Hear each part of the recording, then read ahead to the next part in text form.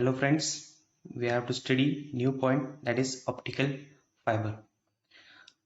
After the invention of this optical fiber, its use and its demand in the field of communication and in the information technology increases rapidly. So we have to study this optical fiber here. There is a branch of physics named as fiber optics.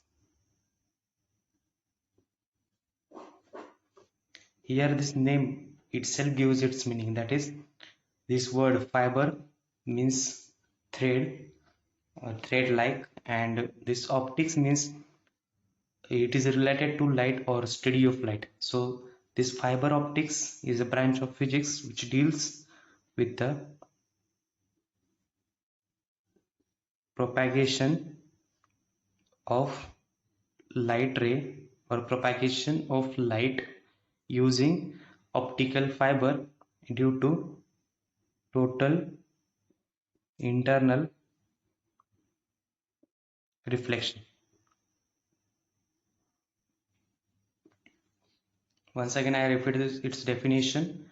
This fiber optics is a branch of physics which deals with the propagation of light using optical fiber due to total internal reflection. That is, this optical fiber works on this concept, that is total internal reflection. That is, this total internal reflection is the principle behind this optical fiber. So before studying this optical fiber, we have to know about this total internal reflection. What is this total internal reflection? So let us see total internal reflection. In short form, you can also write it as a TIR.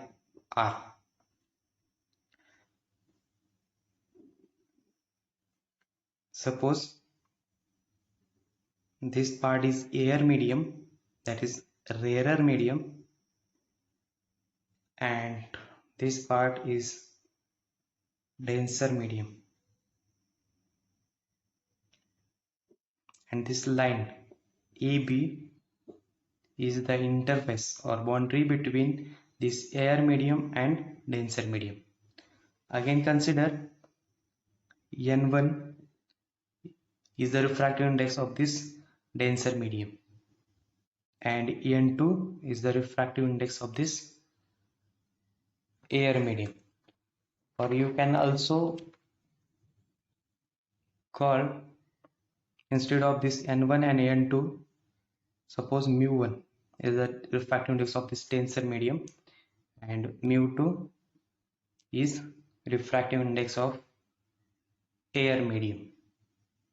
So now again consider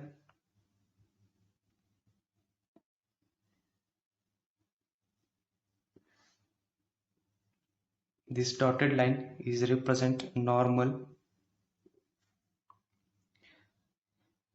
We know some laws, that is, when ray of light traveling or passes from the rarer medium to the denser medium, so in that case refracted ray bend towards the normal, and when ray travel or passes from denser medium to the rarer medium, so in that case the refracted ray bend away from the normal.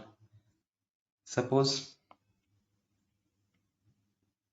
this is an incident ray represented by xy, that is, this is incident ray incident at point y. So at point y, part of ray gets reflected back in the same medium and part of ray gets refracted in the denser medium. So this is the angle of incidence I, and this is angle of refraction R. That is, angle of incidence is the angle between normal and incident ray, and R is the angle, that is angle of refraction, and is angle between refracted ray and normal. So in that case the refracted ray bend towards the normal. But if we see the another condition, that is, if we incident the ray from this denser medium, suppose this x dash y is the incident ray which is incident from this denser medium, at point Y on the interface. So at this point, part of ray gets reflected back in the same medium, that is in the denser medium, and part of ray gets refracted. But in that condition, the refracted ray bend away from the normal. Suppose here angle of incidence is I and angle of refraction is R. In the case of when light travel from rarer to denser, so in that case angle I is greater than angle R. But if in another condition, that is when light passes from denser to rarer, so in that case angle I is less than angle R.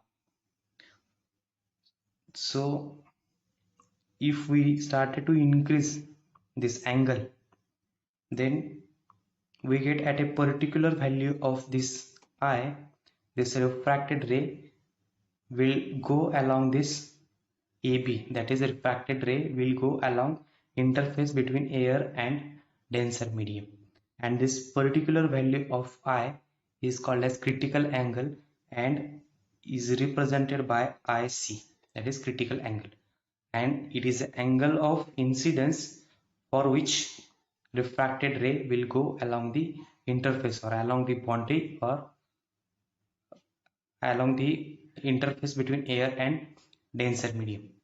So again, if we started to increase the angle of incidence beyond this critical angle, then what will happen? This refracted ray travels through a denser medium, that is this refracted ray becomes a reflected ray, and hence the incident light will completely reflected back in the same medium. Suppose the condition of this critical angle, so in that case, according to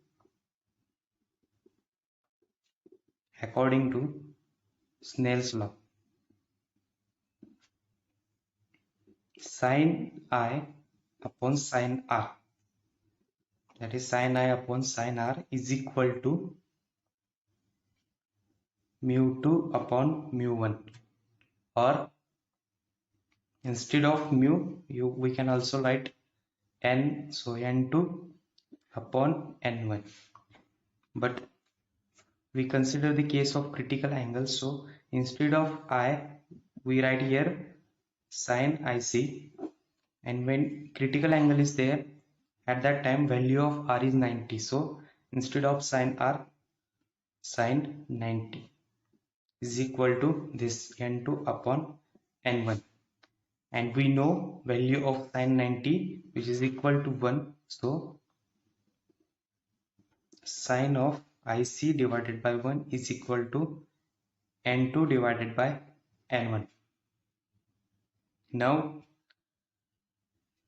we have to calculate the value of this IC, so IC is equal to the sine term goes on RHS side, so sine inverse of n2 divided by n1, and this is formula for critical angle, that is critical angle is equal to sine inverse of the ratio of refractive index, that is n2 upon n1.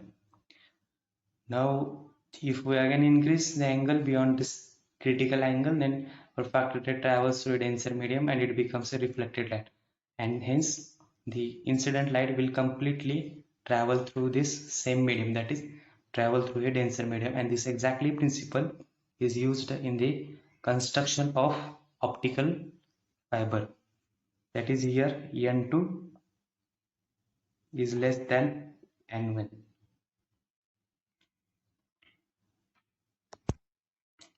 So in next lecture we will see about what is optical fiber, its structure, that is what is core, what is cladding, then again its type depending on the categories and so on.